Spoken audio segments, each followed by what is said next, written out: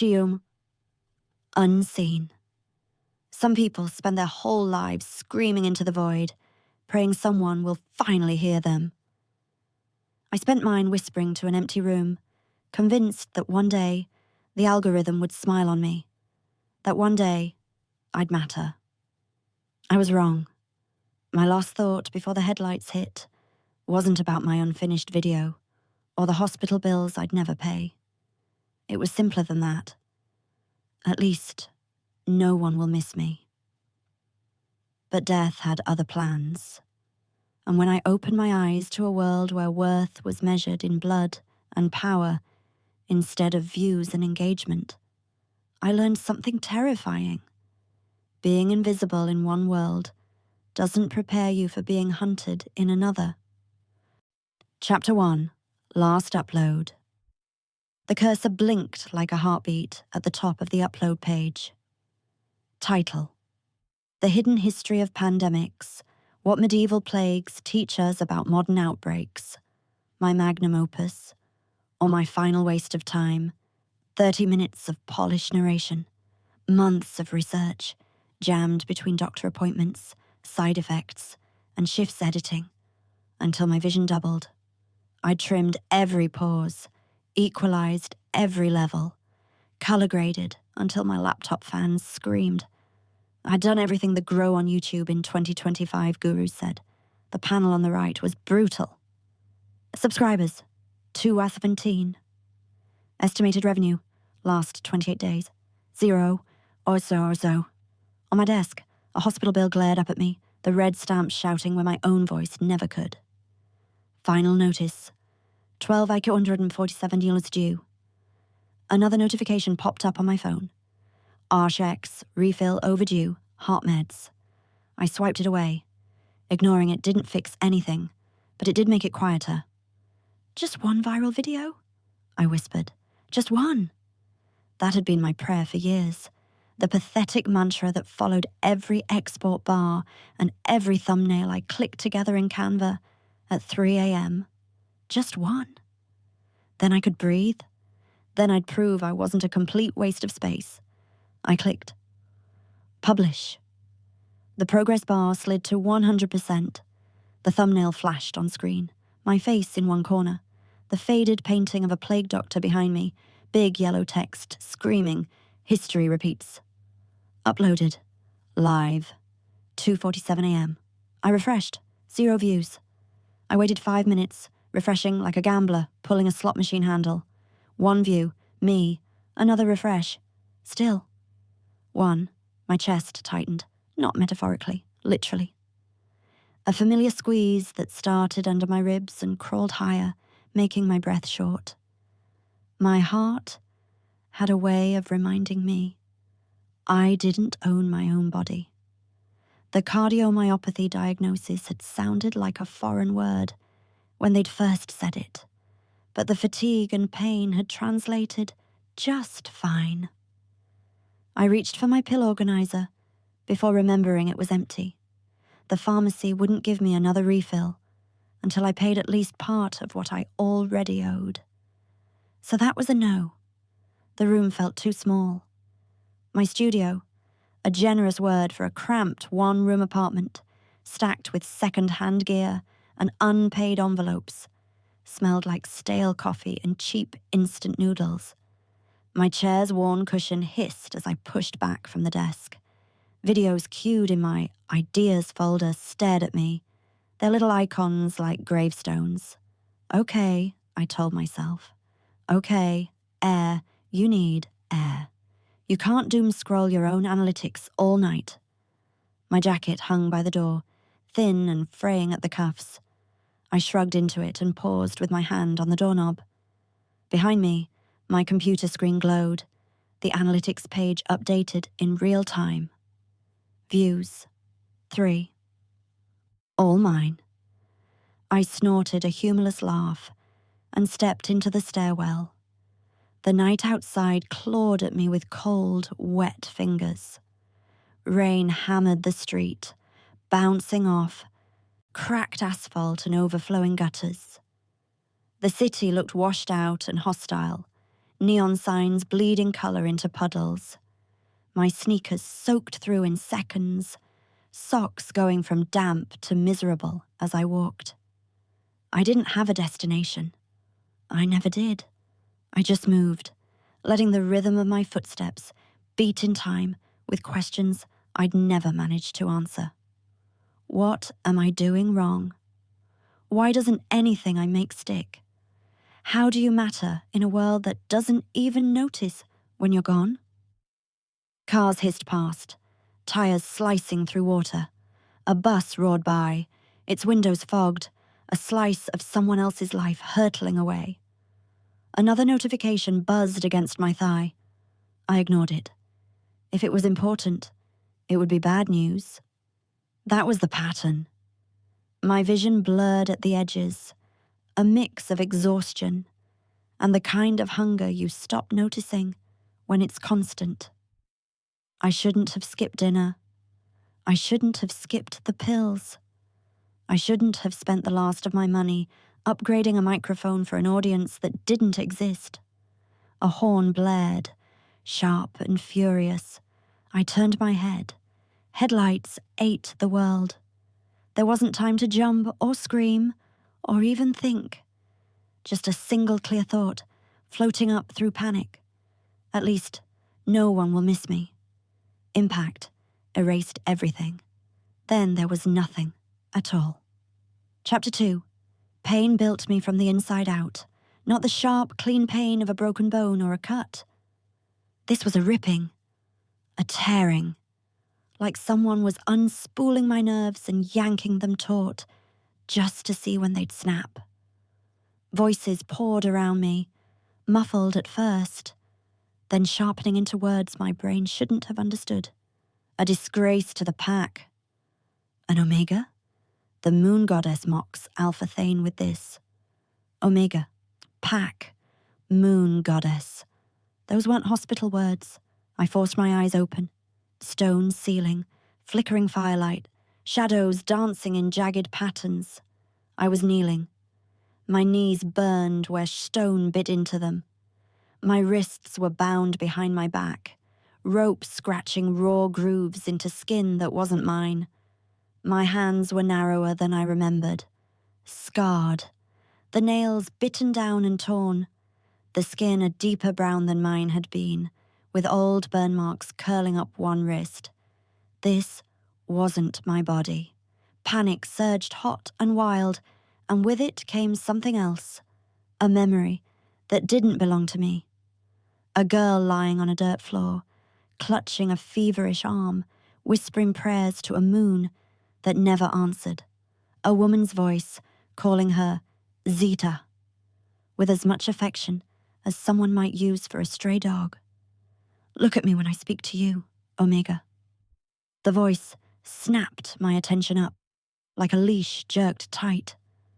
The man standing before me was beautiful, the way a storm is beautiful.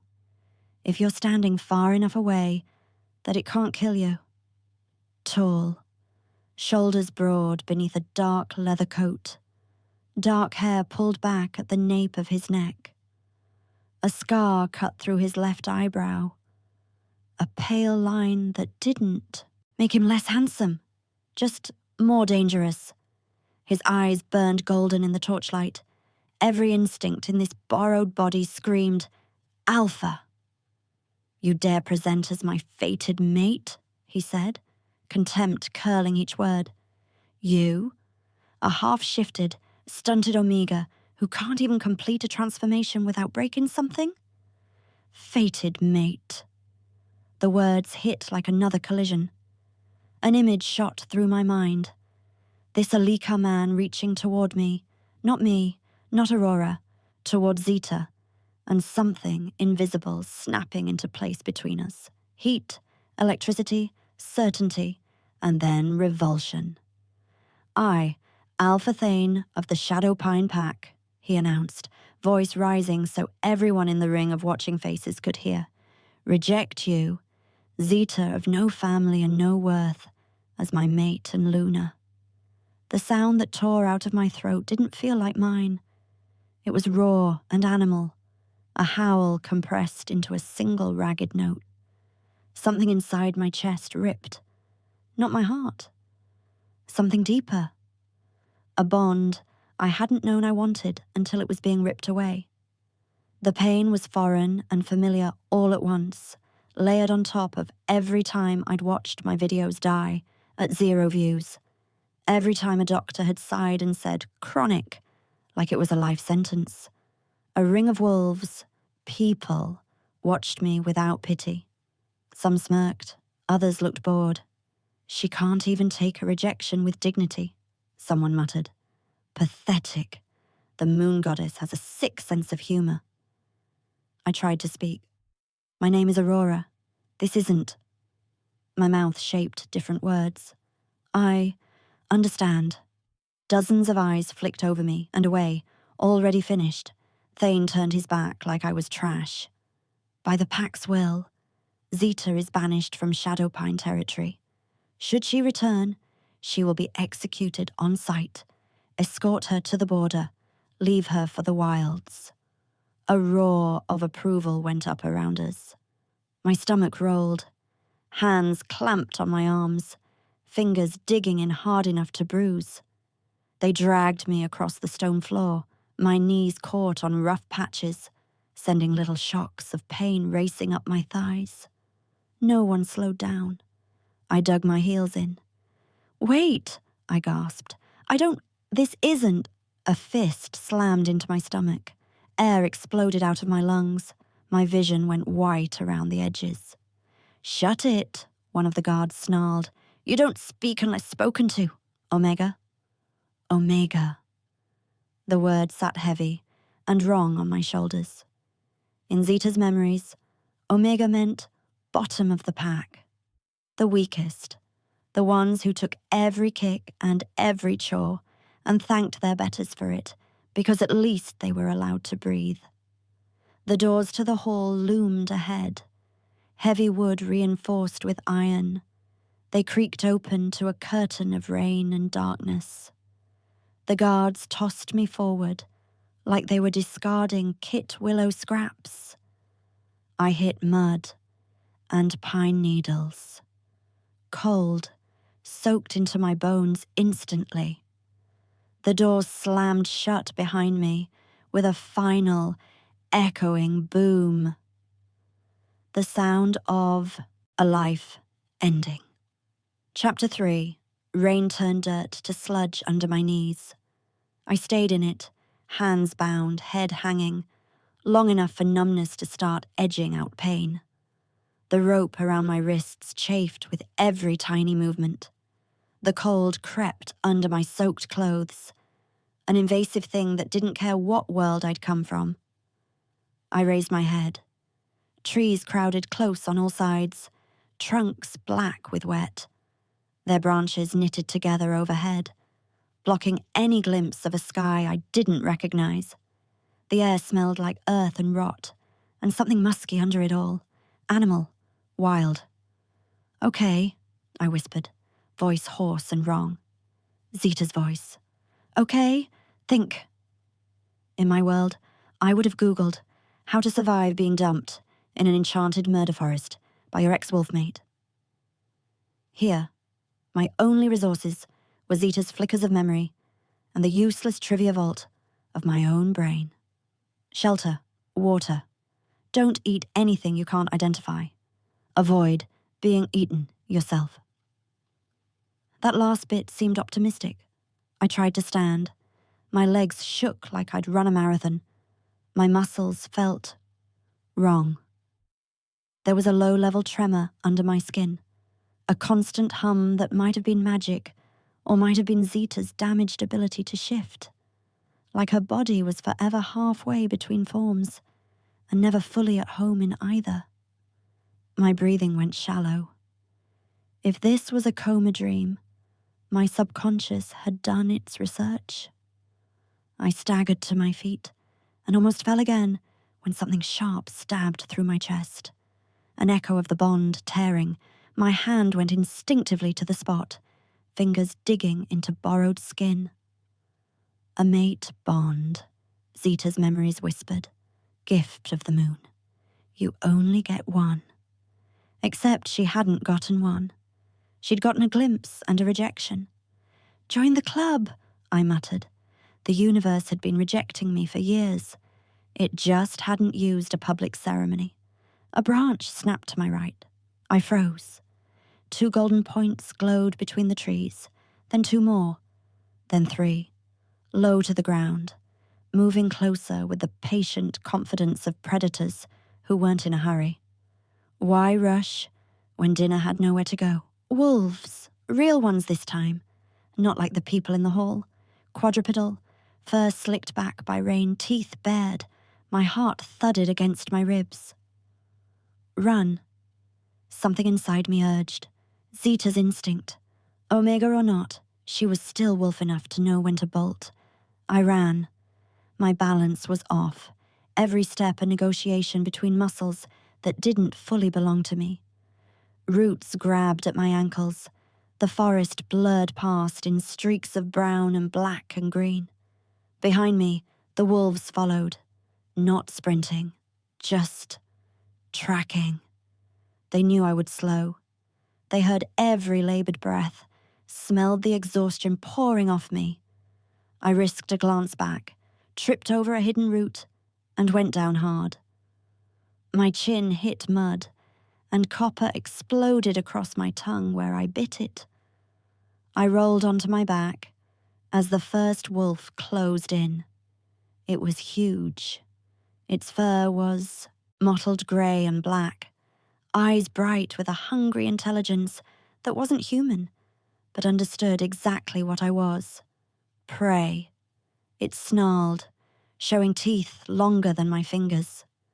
I threw my bound hands up purely on impulse, part of my brain screaming that this was pointless, that rope and thin wrists wouldn't stop a wolf.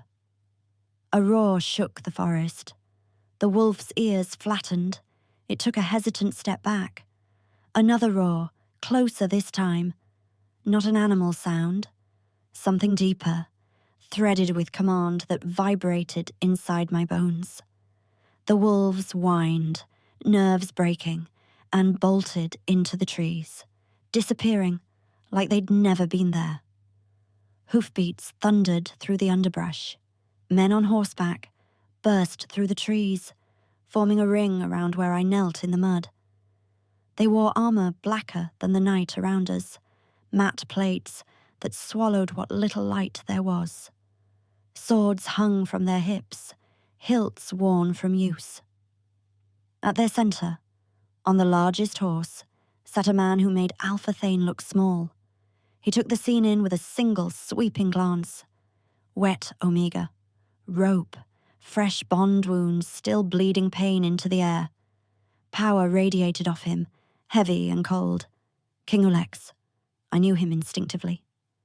Zeta's memories whispered his name with equal parts terror and reluctant awe.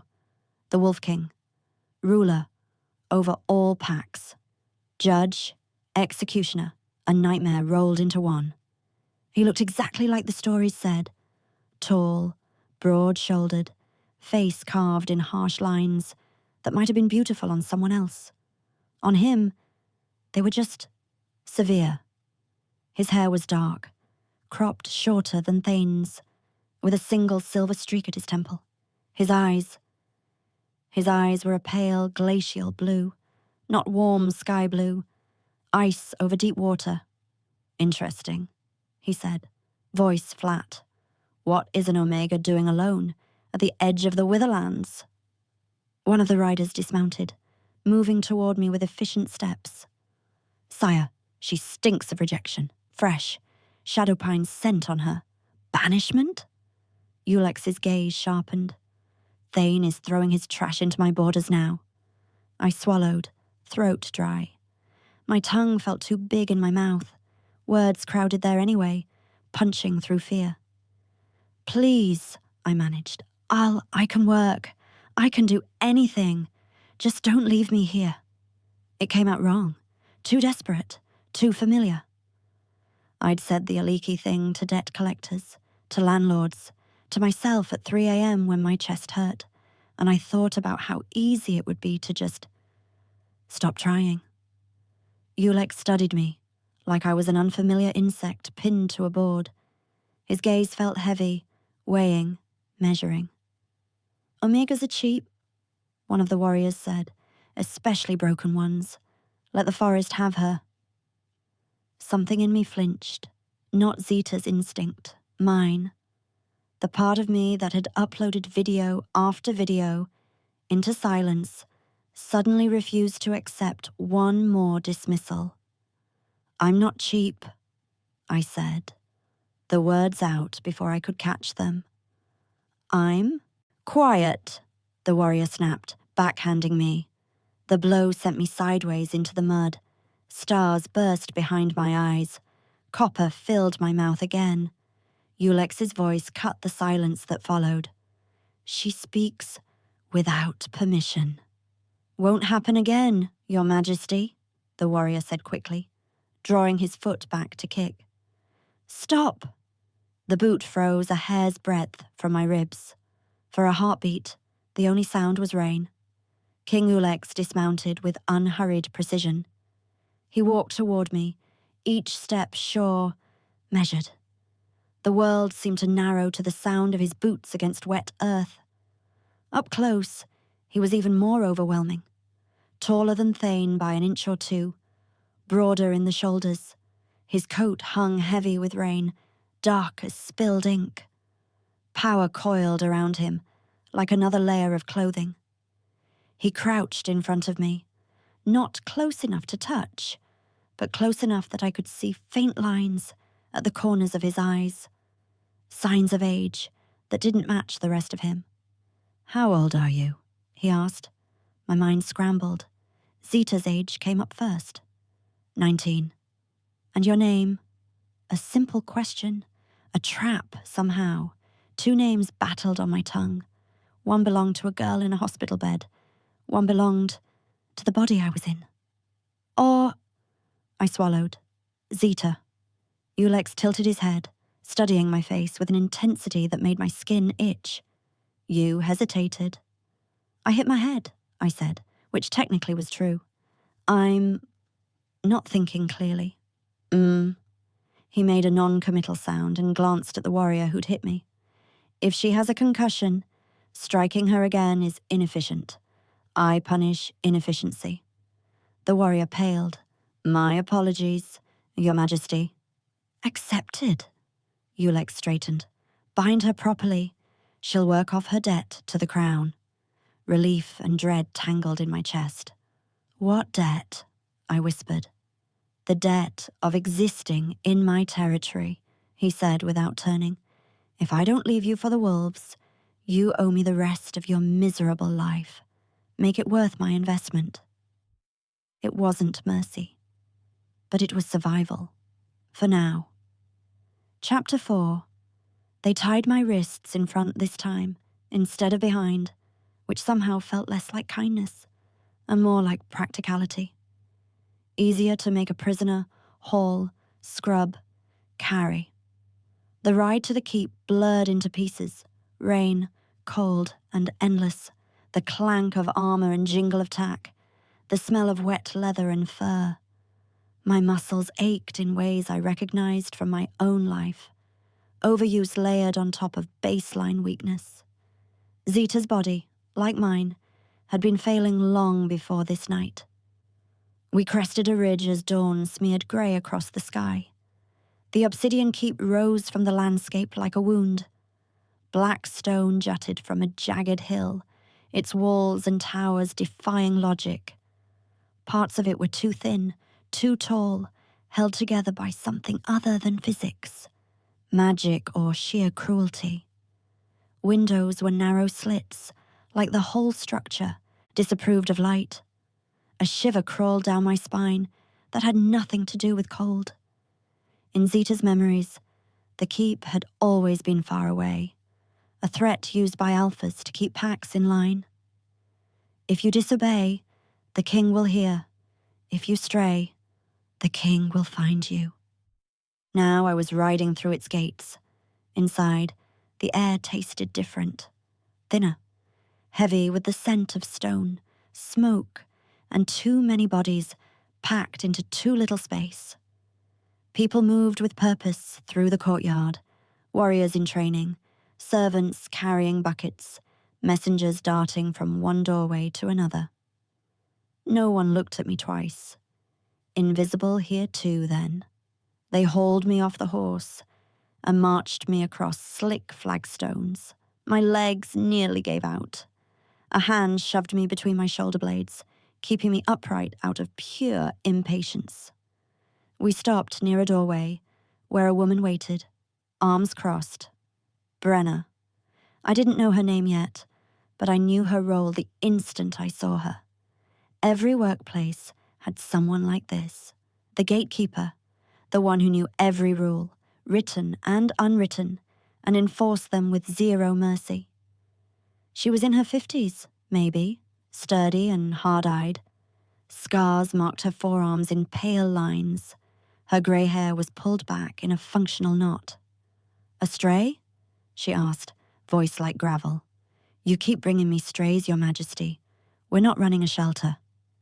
Ulex didn't even slow his stride. "Omega. Shadowpine's trash.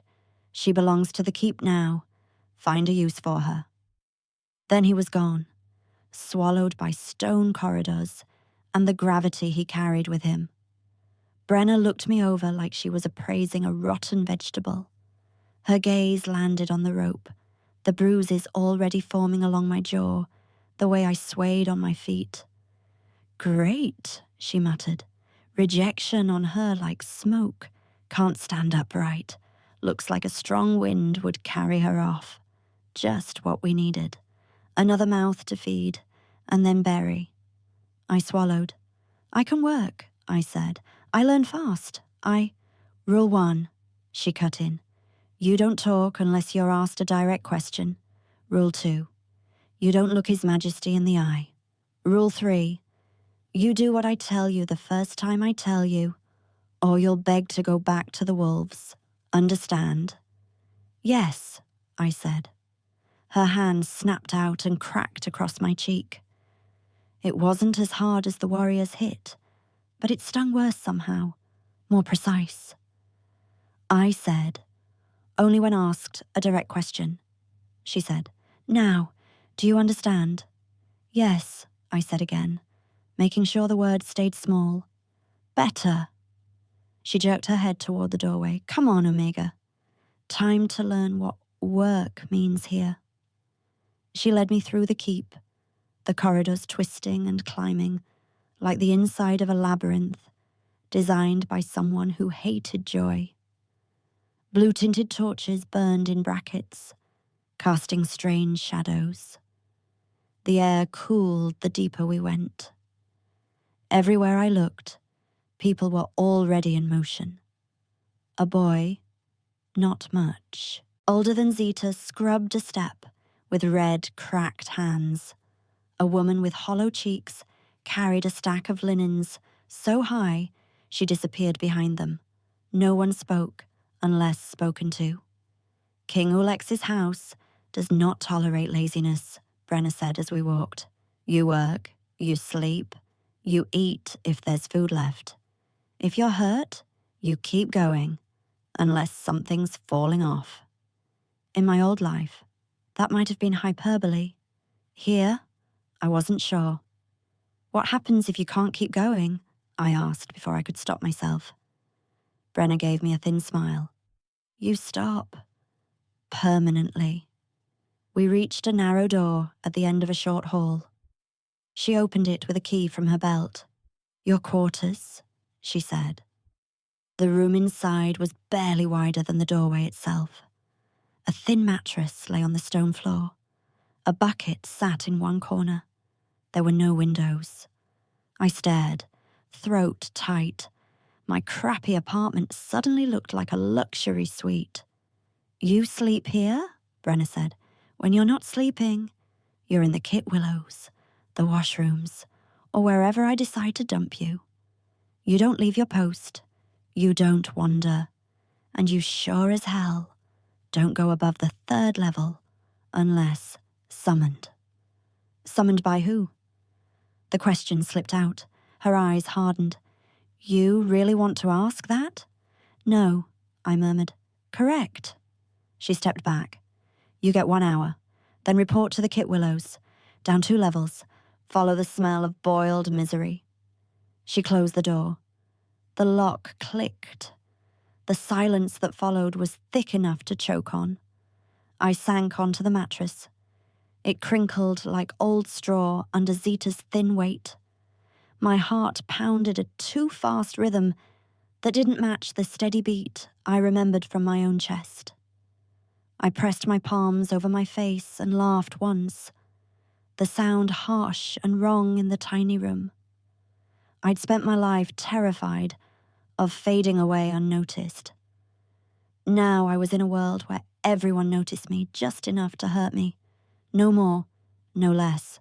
An omega, a slave, a problem. Aurora, I whispered into my hands, testing the name.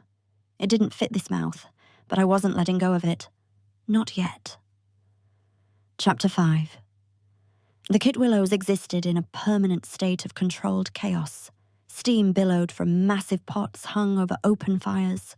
The air was thick with smoke, grease, and the sharp tang of unwashed bodies working too close together. Voices barked orders. Knives thudded against cutting boards in rhythmic bursts. Everything smelled like onions, burnt fat, and desperation. A woman with flour-dusted hands shoved a bucket into my arms the moment I stepped through the doorway. You? She said, not bothering with my name. Water. Fill the barrels. Keep moving until someone tells you to stop. The bucket was wooden, warped with age, and heavier than it looked. I gripped the handle with both hands and followed the line of servants, hauling water from a stone well in the courtyard. The well was deep. The rope was frayed. Every bucket that came up sloshed half its contents onto the ground before you could pour it into the transport barrels. I worked. My arms screamed after the first dozen trips. My shoulders locked up after 20.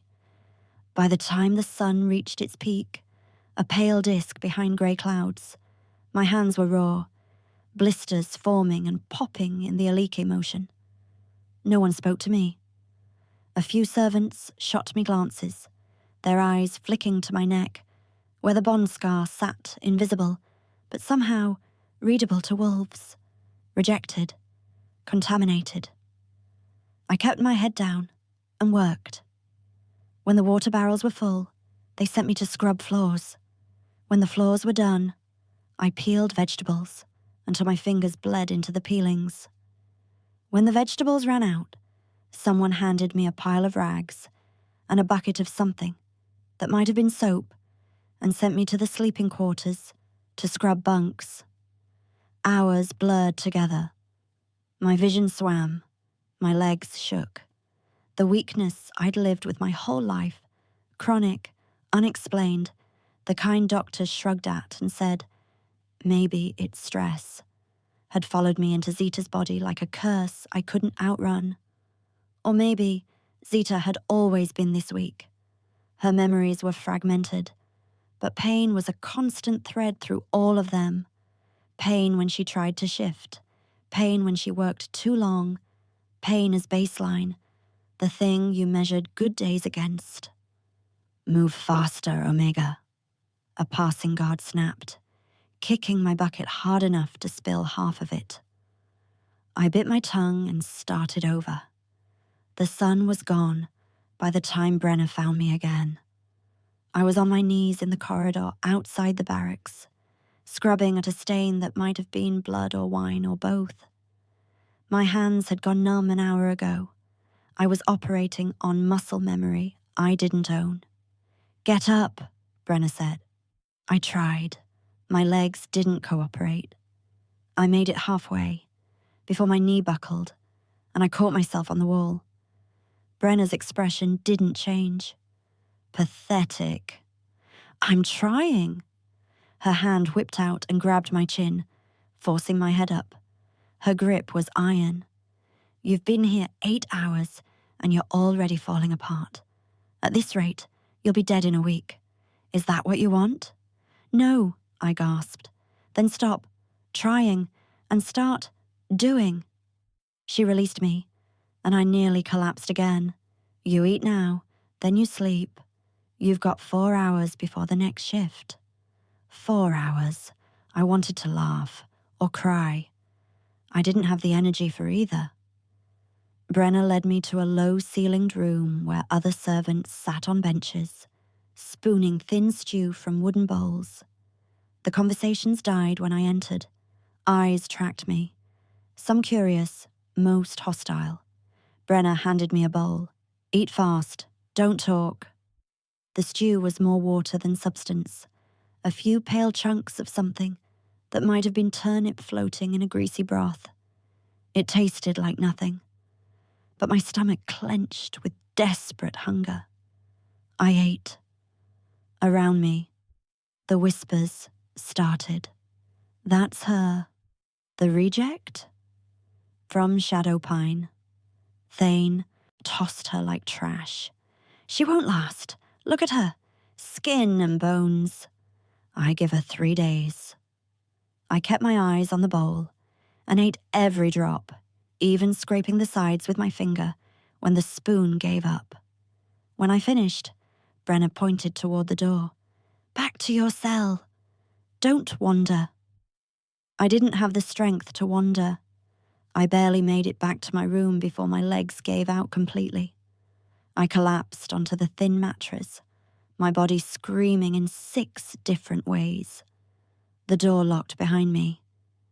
In the dark, I finally let myself break. Not loudly, quietly. Tears that slid hot and silent down my cheeks while I pressed my face into the scratchy fabric and shook. I'd spent years invisible. Now I was hypervisible. Every failure examined, every weakness catalogued, every breath monitored by people who wanted me gone. And the worst part?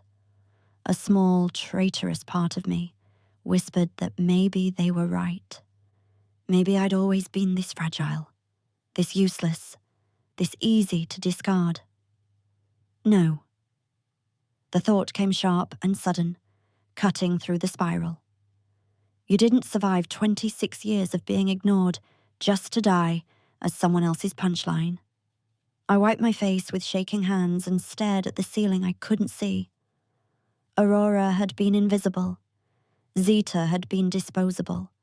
But whoever I was now, whatever hybrid of broken girl and borrowed wolf, I wasn't going to be either. I was going to survive, even if it killed me. Chapter 6. The nightmares started on the 3rd night. I dreamed of headlights and impact, my body folding like paper, bones snapping in sequence. I dreamed of hospital machines beeping out of sync while faceless doctors wrote DNR on charts I couldn't read. Then the dreams shifted, fur and teeth and running on 4 legs that didn't quite work right. Bones grinding in their sockets, muscles tearing with every stride, pain so complete it became its own entity, a beast riding my back. I woke gasping, drenched in sweat that smelled wrong, sharper, muskier. The room was still dark. My shift didn't start for another hour. I lay there, pulse hammering, and realized something had changed. My senses felt sharper. I could hear conversations 3 rooms away, smell the difference between the torch oil in the corridor and the grease in the kit willows. My vision adjusted to the darkness in a way it shouldn't have, details emerging from shadows. Oh no. Zeta's memories whispered the truth. My body was trying to shift, and it was doing it wrong. The first cramp hit like a fist to the gut. I curled onto my side, biting down on my arm to keep from screaming. My bones started to move, not breaking, just shifting, joints dislocating and relocating in wrong configurations.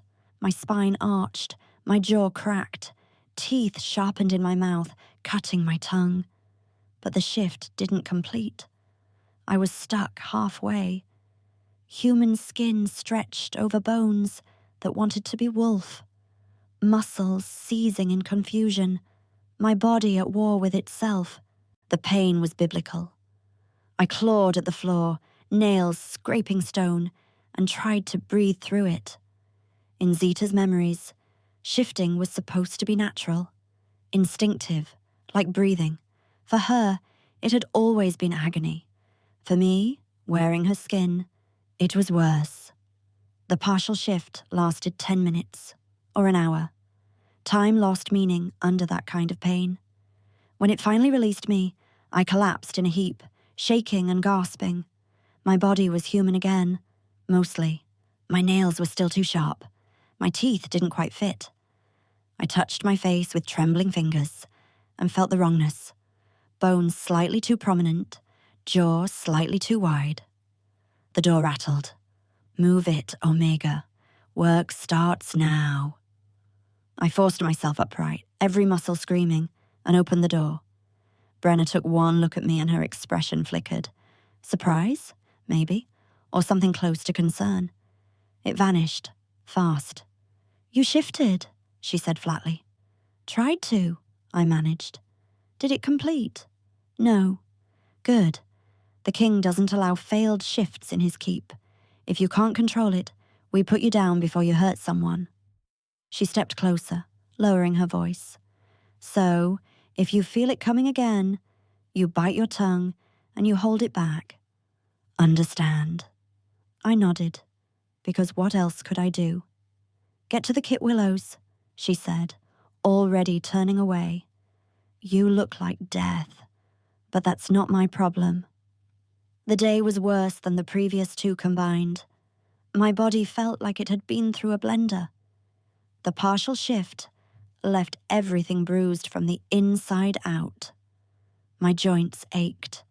My muscles twitched at random, misfiring signals I couldn't interpret. I dropped a pot of boiling water because my hands cramped at the wrong moment. The scalding liquid splashed across the stone floor and across the foot of a passing guard. He roared, spinning on me with murder in his eyes. You stupid! His fist caught me across the temple. I went down hard, vision exploding into stars. Blood filled my mouth again. The floor tilted sideways. Clumsy Omega bitch, he snarled, drawing his boot back. Enough. The voice cut through the Kit Willow noise like a blade through silk. King Ulex stood in the doorway. The entire room froze. He wasn't in armor this time. Just dark clothing that fit close enough to show the breadth of his shoulders and the economy of his build. No wasted muscle. No softness. His pale eyes swept the scene, landed on me bleeding on the floor, and moved to the guard. Explain, Ulex said. One word, spoken quietly. The guard stammered. She spilled boiling water on me, Your Majesty. I was just disciplining my property without permission. The temperature in the room dropped. The guard paled. Your Majesty, I didn't mean...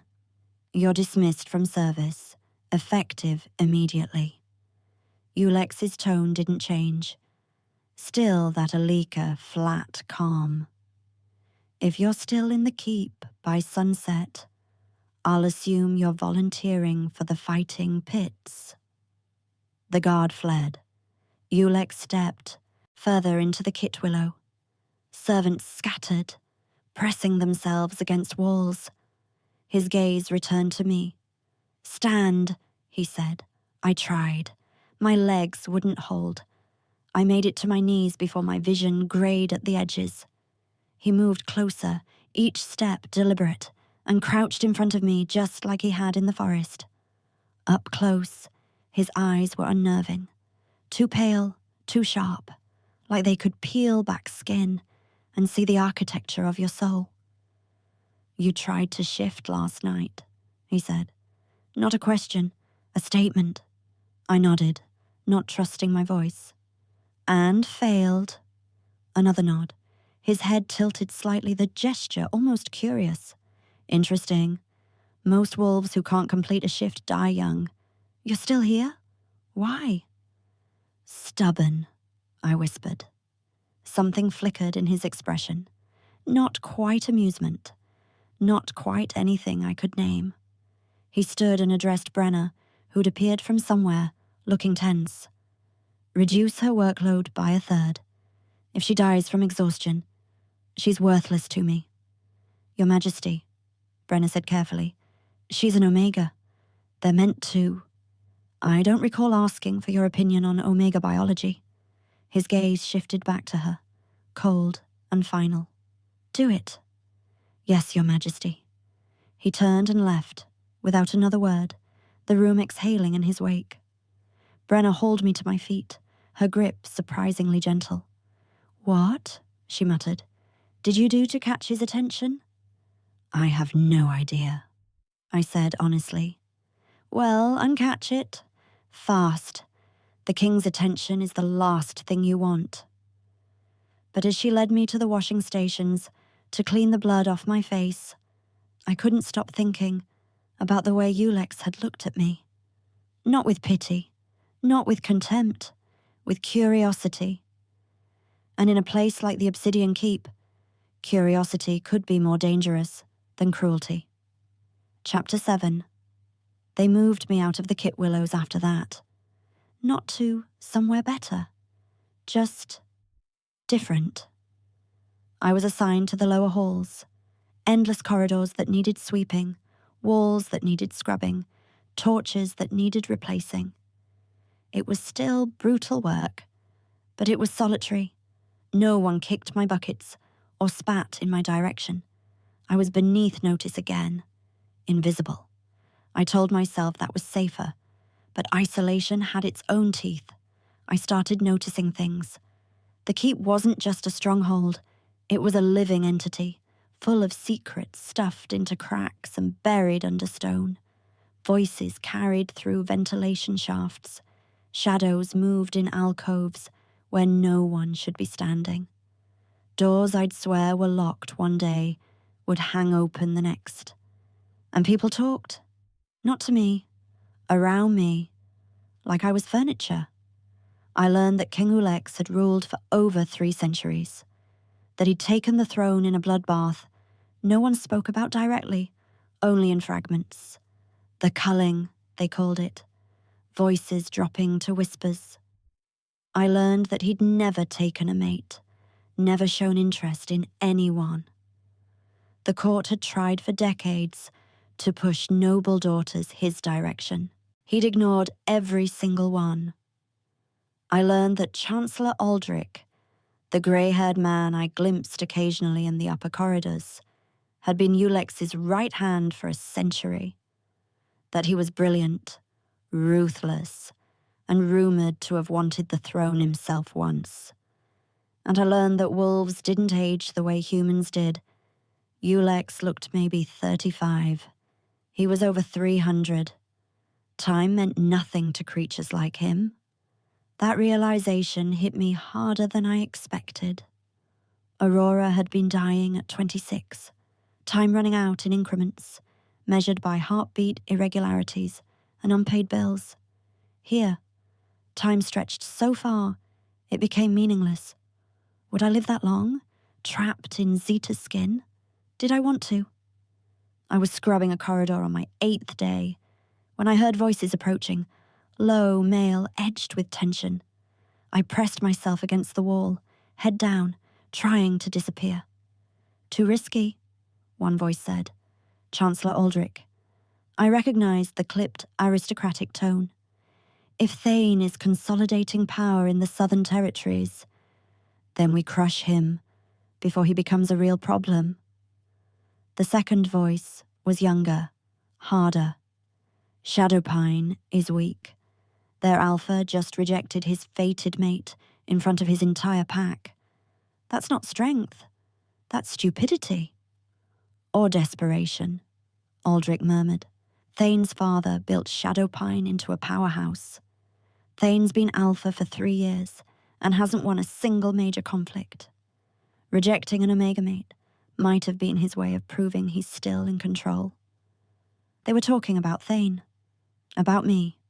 Well, about Zeta. I kept scrubbing. Slower. Quieter. Do we know where the Omega ended up? The younger man asked. Dead, presumably. The Witherlands don't leave survivors. A pause. And if she's not dead? Aldrich's voice dropped lower, and I had to strain to hear. If she somehow finds her way back to Thane? She won't. But if she does... The younger man's tone went cold. We make sure she doesn't survive the reunion. They passed by without noticing me, their boots echoing down the corridor. I stayed frozen, rag dripping in my hand. They thought I was dead. Everyone thought I was dead. Except I wasn't. I was here, scrubbing floors in the King's Keep, invisible but alive. And apparently, I was a loose end someone wanted tied. Chapter 8. On the 10th day, someone left a package outside my door. I almost tripped over it when I stumbled out for the pre-dawn shift. A cloth-wrapped bundle, small and nondescript. I glanced up and down the corridor. Empty. Every instinct screamed, trap. But curiosity, Aurora's curse, made me pick it up. Inside the cloth was a small loaf of bread. Real bread. Not the thin gruel we got in the servants' hall. It was still warm, the crust golden, the smell rich enough to make my stomach clench. A scrap of paper was tucked underneath. You look half dead. Eat. No signature. I stared at the bread, turning it over in my hands. Was this kindness? Or poison? In my old life, I would have Googled how to tell if bread is poisoned. Here, my only resources were paranoia and hunger. Hunger won. I tore off a piece and ate it. The taste was so far beyond anything I'd had in days that I nearly cried. I ate half the loaf, standing there in the hallway, stuffing it into my mouth like an animal, crumbs falling everywhere. Then I waited. No stomach cramps, no dizziness, just the faint, unfamiliar sensation of not being hungry. I wrapped the rest carefully and hid it under my mattress. The next night, there was another package. This time, dried meat. The night after, a small pot of honey. Someone was feeding me, secretly, regularly. I didn't know if I should be grateful or terrified. Chapter 9. The sickness started in the lower quarters. First, a servant collapsed during the meal. Then another. By the 3rd day, a dozen people were bedridden, fevered and delirious. Brenner moved through the halls like a general, barking orders. Burn the linens, boil the water, keep the sick separate from the healthy. But it spread anyway. I watched it happen, with a creeping sense of déjà vu. This wasn't random. This was predictable. On the 5th day, I was hauling water from the courtyard, well when I noticed something. The water smelled wrong. Not obviously. Just a faint, sour undertone that didn't belong. I stopped mid-step, bucket swinging, and thought about the video I'd made. The one that got 0 views. The hidden history of pandemics. Contaminated water, medieval outbreaks, cholera, dysentery, typhoid. I set the bucket down and walked to the edge of the well, peering over. The water was dark. Too dark. Move, Omega, a guard snapped, shoving past me. I moved, but my mind was racing. I knew what this was. I knew how to stop it. The question was, would anyone listen to a rejected Omega slave? Or would I die with everyone else, my knowledge rotting, unused in a borrowed body? Chapter 10. I didn't sleep that night. I lay on my thin mattress, staring at the dark ceiling while my mind churned through everything I knew about waterborne diseases. The symptoms matched. The timeline matched. The spread pattern matched. The well was contaminated. Had to be. But who would listen to me? Brenna? She'd probably slap me for wasting her time. The guards? They'd laugh me out of the room, if I was lucky. That left one option. One terrifying, potentially suicidal option. King Ulex. My stomach twisted at the thought. He'd shown me a fraction of mercy, sure, reduced my workload, stopped a guard from beating me to death. But mercy in the Obsidian Keep was a scalpel, not a blanket. It was precise, calculated, and it could be withdrawn just as quickly. Still, people were dying, and I knew how to stop it. You didn't survive a car crash and a rejection ceremony and 10 days of hell just to watch people die from something preventable, I told myself. When dawn broke, grey and cold, through the half crack under my door, I made my decision. I was going to find the king, and I was probably going to die for it. The keep was a maze, designed by someone who hated straightforward thinking. I knew the lower levels: servant corridors, kit willows, washrooms, storage. But the upper levels? Forbidden territory. Guards stood at every stairwell, checking faces, turning away anyone who didn't belong.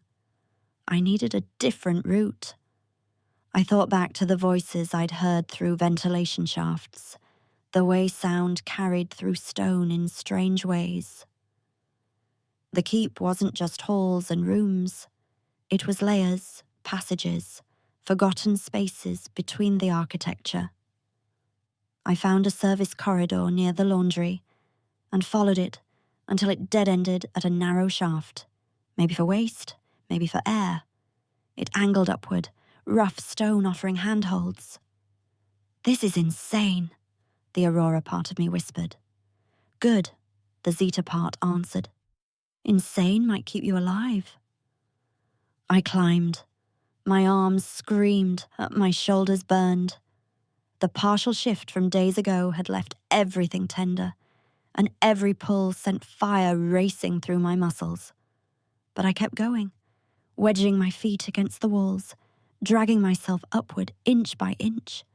The shaft opened into a storage room, stacked with old furniture. I hauled myself out, gasping, covered in dust, and probably blood from where my palms had scraped raw. I was on the 3rd level, maybe 4th. The air felt different here. Less smoke, more space. Voices echoed from somewhere nearby. I followed them, keeping to the shadows, until I reached a set of double doors, guarded by 2 wolves in black armor, the council chamber. My heart hammered. I couldn't just walk up and knock.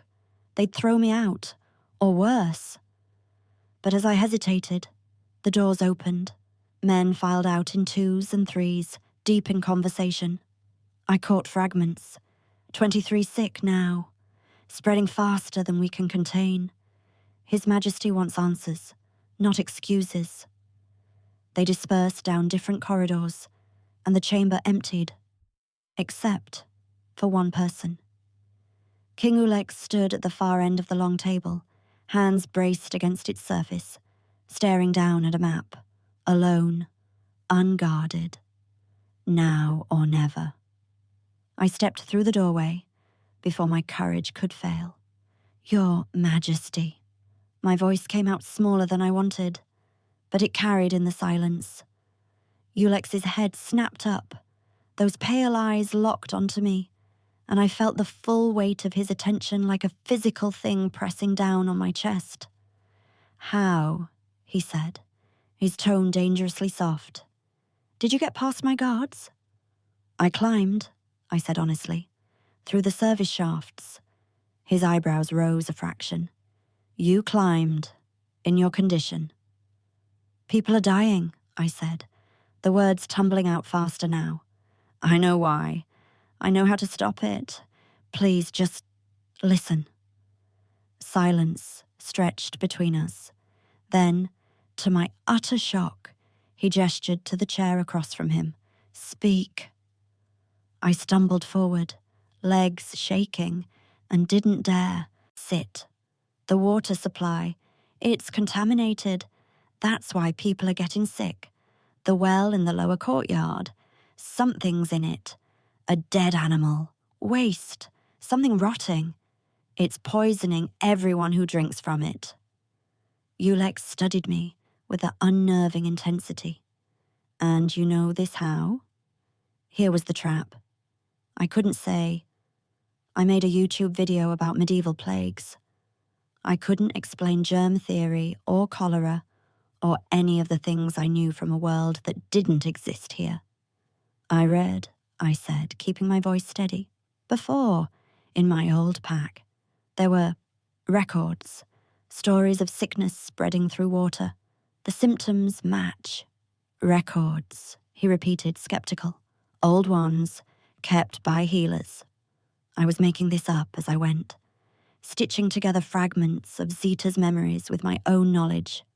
They said to boil water if sickness spreads, to find the source upstream and remove it, to separate the sick from the healthy so it doesn't pass through touch. Ulex's eyes narrowed. You're an Omega, rejected.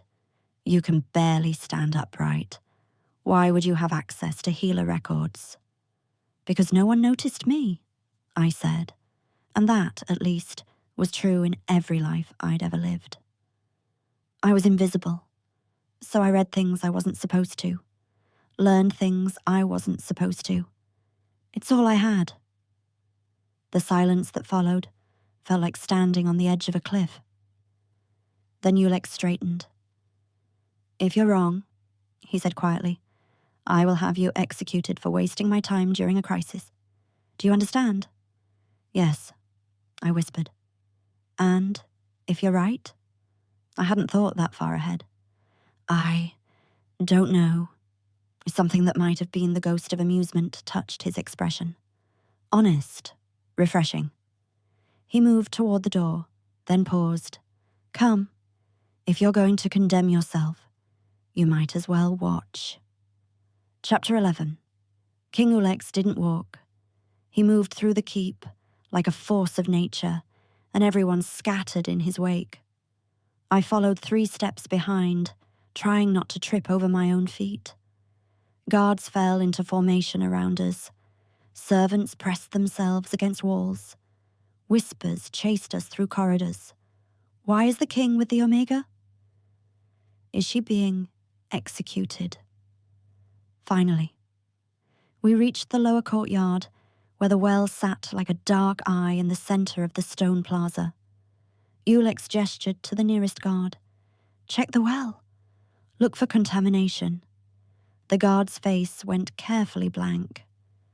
Your Majesty? The Omega? Are you questioning my order? No, Your Majesty. He bowed quickly and moved to the well. 2 more guards joined him. They hauled up the bucket, lowered a torch, peered into the depths. Minutes crawled by.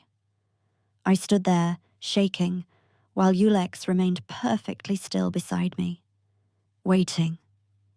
Finally, one of the guards straightened. His face was pale. Your Majesty, there's something wedged against the rocks about 20 feet down. I can't see clearly, but it's large, and it's rotting. The courtyard went silent. Ulex turned to look at me. What did you say to do? My mouth was dry. Remove it. Boil all drinking water until the sickness stops spreading. Quarantine anyone showing symptoms so they don't infect others through contact. He held my gaze for a long moment. Then he turned to the guards. Do as she says. Remove the contamination. Implement boiling protocols immediately. Set up quarantine in the eastern wing. His voice cut through the courtyard like a blade. Anyone who disobeys these orders will join the sick. The guard scrambled into motion.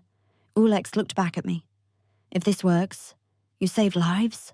If it doesn't, he let the sentence hang. I know, I said. Good. He turned to leave, then paused. What's your name? Zeta, I said automatically. His head tilted. You hesitated when I asked before. You hesitate now. Why? Because it's not my name. Because I'm a dead girl from another world, wearing a wolf's skin like a stolen coat. It's been a long time since anyone asked, I said instead. Ulex regarded me for another moment. Something unreadable flickering in those winter eyes. Then he walked away, his guards falling into step around him. I stood alone in the courtyard, shaking so hard my teeth chattered. I'd just gambled everything on knowledge I shouldn't have. Now I had to wait to see if it would save me or kill me. Chapter 12. They pulled a deer carcass from the well 3 hours later. It had been there for weeks, bloated and rotting, wedged so deep no one had thought to check. The stench was unholy. Servants vomited. Even the guards looked queasy. But the water was cleaned, boiled, rationed carefully.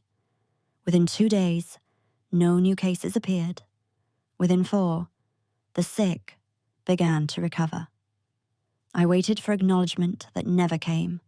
I was sent back to my corridor scrubbing duties, like nothing had happened. Brenner didn't mention it. The guards didn't mention it. I was invisible again, and I told myself that was safer. But things had changed. Servants who used to spit at my feet now gave me a wide berth. Not out of respect, but something else. Wariness, maybe, or suspicion.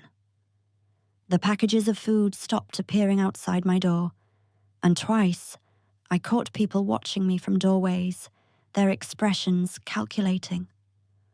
On the 7th day after the well incident, Brenner appeared during my shift. Come with me, she said, her tone unreadable. My stomach dropped. Why? Because I said so. She led me through corridors I didn't recognize, climbing higher into the keep. We passed tapestries and carpeted floors, actual windows with glass. We stopped outside a set of carved wooden doors. Brenner knocked once, then opened them without waiting for an answer. The Omega, as requested, Your Majesty. My heart stopped. The room beyond was clearly a study. Bookshelves lined the walls, heavy with leather-bound volumes. Maps covered a large table. A fireplace crackled with real flames, not the eerie blue torches from the lower levels.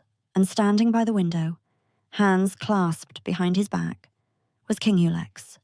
He didn't turn immediately. Leave us. Brenner hesitated, just a fraction of a second, then bowed and left, closing the door behind her. I was alone with the king, in his private study.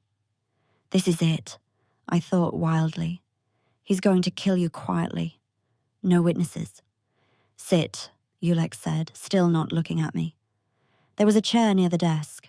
I sat, my legs threatening to give out anyway. Finally, he turned. His expression was unreadable, but something in his posture had shifted. Less rigid, more curious. You saved 347 lives, he said. That's the count. 347 people who would have died if the contamination had continued unchecked. I didn't know what to say to that. How? He continued, moving closer. Does a rejected Omega with no formal education know about waterborne pathogens and disease transmission? Pathogens. He'd used the word pathogens. That wasn't medieval vocabulary. That was... I shoved the thought aside. I told you. I read. You read. His tone suggested he didn't believe me for a second. Healer records? Yes. And these records used terms like contamination, and quarantine protocols. I swallowed. I'd slipped, used language that didn't belong here. The records were old from before, when wolves lived differently. Before what? I don't know, I said, which was technically true. The records didn't say, they just existed. Ulex studied me with that piercing gaze that felt like it could strip away skin and see straight through to the lies beneath. Then, surprisingly, he moved to the desk and poured 2 glasses of something amber from a crystal decanter. He held one out to me. I stared at it like it might bite. "It's not poisoned," he said dryly. "If I wanted you dead, I wouldn't waste good whiskey on the process." I took the glass with shaking hands. The liquid burned going down, but it was warm, and warmth was a luxury I'd forgotten existed. Ulex leaned against the desk, watching me. "You're an anomaly," he said. "You survive things that should kill you. You know things you shouldn't. You climb through service shafts half dead just to interrupt a council meeting." He paused. "You interest me. That doesn't happen often." "I don't want to interest you," I said before I could stop myself. His eyebrows rose. "No, most people would kill for my attention. Most people don't know what your attention costs." Silence fell, heavy and charged. Then, impossibly, King Ulex laughed. It was a short, sharp sound. Surprised out of him, like he'd forgotten how, it transformed his face for just a second, making him look younger, less carved from ice. "You're right," he said, the ghost of that laugh still lingering in his voice. "My attention is expensive, but you've already paid the price, whether you wanted to or not." He set his glass down. "You're being moved. No more scrubbing floors.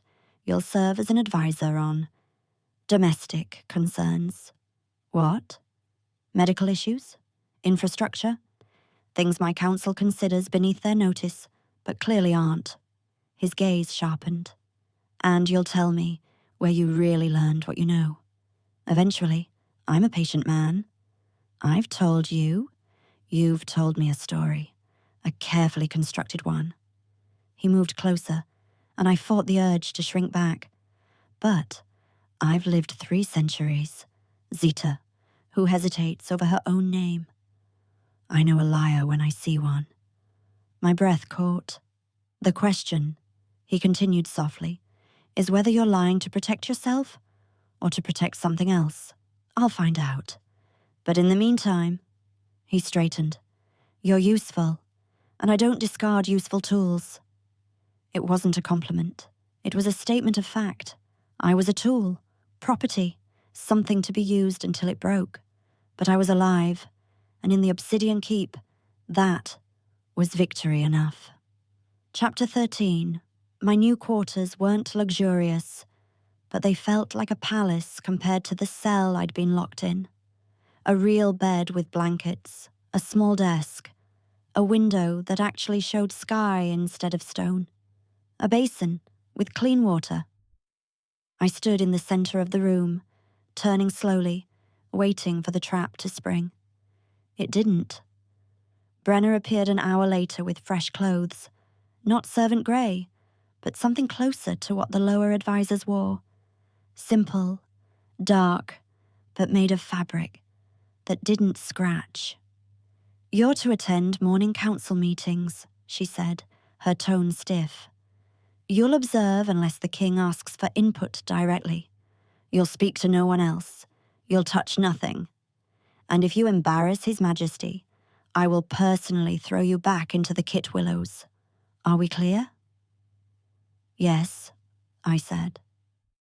She left, and I changed into the new clothes. They fit better than anything I'd worn since waking in this world. For a moment, just a moment, I caught my reflection in the basin's water. Zita's face stared back, thinner than I remembered her being in those fragmented memories. haunted. But there was something else there now. Something harder. Survival, maybe. Or the beginnings of defiance. The council chamber was even more intimidating when it was full. 12 men sat around the long table, all of them radiating power and centuries of accumulated authority. I recognized some from glimpses in hallways. Chancellor Aldrich at Ulex's right hand, grey-haired and sharp-eyed. A scarred warrior with a permanent scowl. A younger man with cold calculation written across his features. And at the head of the table, carved from winter itself, sat King Ulex. I slipped into the chamber and found a corner, trying to become part of the wall. Every head turned to look at me anyway. The silence was immediate and hostile. Aldrich's eyes narrowed. Your Majesty, why is there an Omega in the council chamber? Because I invited her, Ulex said, without looking up from the document in front of him. Continue your report, Chancellor. Aldrich's jaw tightened, but he obeyed. As I was saying, the situation in the Southern Territories is deteriorating. Alpha Thane of Shadowpine has executed 3 of his own councillors in the past month. His pack is fracturing. My head snapped up. Thane. They were talking about Thane. Fracturing or consolidating? The scarred warrior asked. Executing dissenters could be strength, not weakness. It's desperation, Aldrich said. Thane's father built Shadowpine into a force. Thane's been alpha for 3 years and has nothing to show for it. No alliances, no territorial gains. Just a string of failures. He paused, including the very public rejection of his fated mate. Several council members chuckled. The Omega was a disgrace, someone said. Thane did the pack a favor. I bit the inside of my cheek hard enough to taste blood. Rejecting a fated mate is never a favor, Ulex said quietly. All laughter died. It's a sign that the Alpha values pride over the moon's will. That makes him dangerous. Dangerous to whom? Aldrich asked. He's barely holding his own territory. Desperate animals bite, Ulex said. Thane's next move will be reckless. We need to be ready for it. He finally looked up, his gaze sweeping the table and landing on me. Zeta, thoughts? Every head swiveled in my direction. I felt like a mouse surrounded by wolves, which, technically, I was. My voice came out too quiet. I cleared my throat and tried again. If Thane's desperate, he needs a victory. Something big enough to restore his reputation. He'll either attack a neighboring territory or, Ulex prompted, or he'll come after whoever took something from him. The room went very still. The Omega, Aldrich said slowly, realization dawning. He'll come after the Omega. You. All eyes fixed on me with new intensity. Thane doesn't know she's here, the scarred warrior said. As far as he knows, she died in the Witherlands. Then we keep it that way, Ulex said. He looked at me again, something unreadable in his expression. You stay within the keep's walls. You don't leave. You don't send messages. As far as the world is concerned, Zeta of Shadowpine is dead. Understood. I nodded, throat tight, because hidden in his order was a terrifying truth. I was leverage. A rejected Omega shouldn't matter. But somehow, I did. And if Thane found out I was alive, if he found out I was in King Ulex's keep, it would give him exactly the excuse he needed to do something reckless. I wasn't just a tool. I was bait. Chapter 14. The council meeting ended, and I was dismissed with a curt gesture. I fled to my new quarters, my mind racing. Thane was fracturing, desperate, and I was the secret that could ignite whatever powder keg he was sitting on. Good. A vicious part of me thought, let him suffer. But another part, the part that remembered the absolute agony of a rejected mate bond, wondered if he was suffering at all, or if he'd moved on the moment I was gone, relieved to be free of an Omega who brought him nothing but shame. A knock at my door jolted me from my thoughts. "Come in," I called, expecting Brenna. The door opened. A woman stepped through. She was beautiful, in a way that was clearly weaponized, tall, elegant, with auburn hair that fell in perfect waves and a dress that probably cost more than my entire life. Her eyes were green and sharp, and they raked over me with undisguised contempt. "So," she said, closing the door behind her, "you're the pet." I stood, instincts screaming. "I don't know what you—" "Don't play stupid. Everyone knows King Ulex pulled you from the gutters and gave you a room, gave you a place in council meetings." She stepped closer, and I smelled expensive perfume and something underneath it, wild, predatory. "I'm Lady Ava of the Silverblood Pack, and I need you to understand something very clearly." "I'm not?" Her hand shot out and grabbed my throat, not squeezing, just holding, her nails sharp enough to draw pinpricks of blood. "Listen carefully, Omega," she said, her voice silk over steel. "King Ulex has never taken a mate, never shown interest in anyone. When he does, if he does, it will be with someone worthy, someone of status, strength, and bloodline." Her grip tightened slightly. "Not a broken, rejected Omega who can barely shift." I couldn't breathe, couldn't speak. "You're a curiosity," Ava continued, "a puzzle he wants to solve. Once he does, once he gets bored, and he will, you'll disappear, like all the others who caught his attention." Her smile was razor-sharp. "So, enjoy your moment, little Omega. It won't last." She released me and stepped back, smoothing her dress like nothing had happened. "Stay away from the king," she said pleasantly, "or next time, I won't be so gentle." She left, the door clicking shut behind her. I collapsed against the wall, gasping, hand pressed to my throat, where her nails had broken skin. The message was clear. I'd made an enemy, and in the Obsidian Keep, enemies didn't need much of an excuse to make you disappear. Chapter 15. The days blurred together after that. I attended council meetings, standing in my corner, speaking only when directly addressed, which was often, too often. Ulex seemed to find reasons to pull me into discussions, supply routes, agricultural concerns, a dispute over water rights between two minor packs.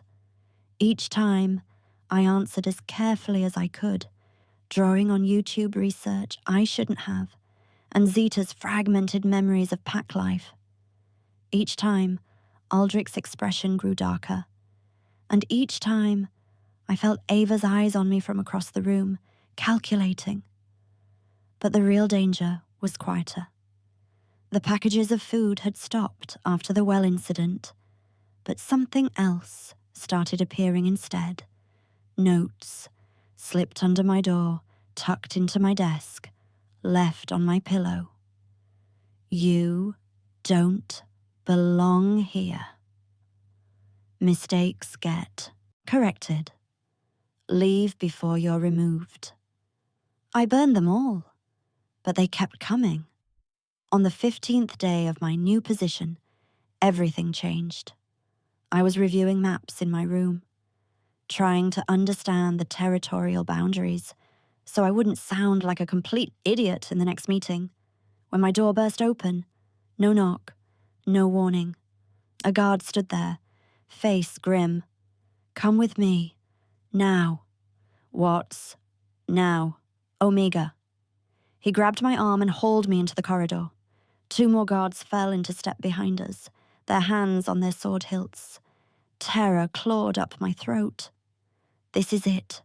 Aldrich gave the order. Or Ava, you're being disappeared. But they didn't take me down.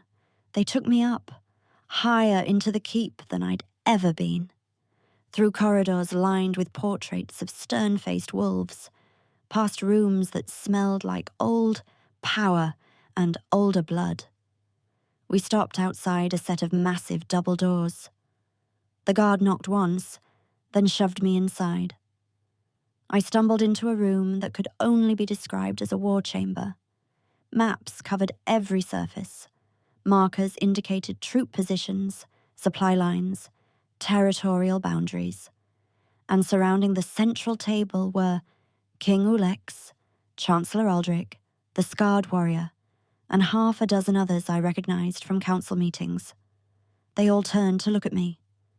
Your Majesty, I managed, dropping into something that might have been a bow. Thane is moving, Ulex said, cutting me off. His voice was flat, but something dangerous coiled underneath it. 3 battalions marching north. He's bypassed 2 smaller packs without engaging, which means he's not looking for easy victories. He's coming here, Aldrich finished. For her. Every eye in the room fixed on me. My blood turned to ice. How? I whispered. I thought no one knew. Someone talked, Ulex said. Or someone guessed. It doesn't matter.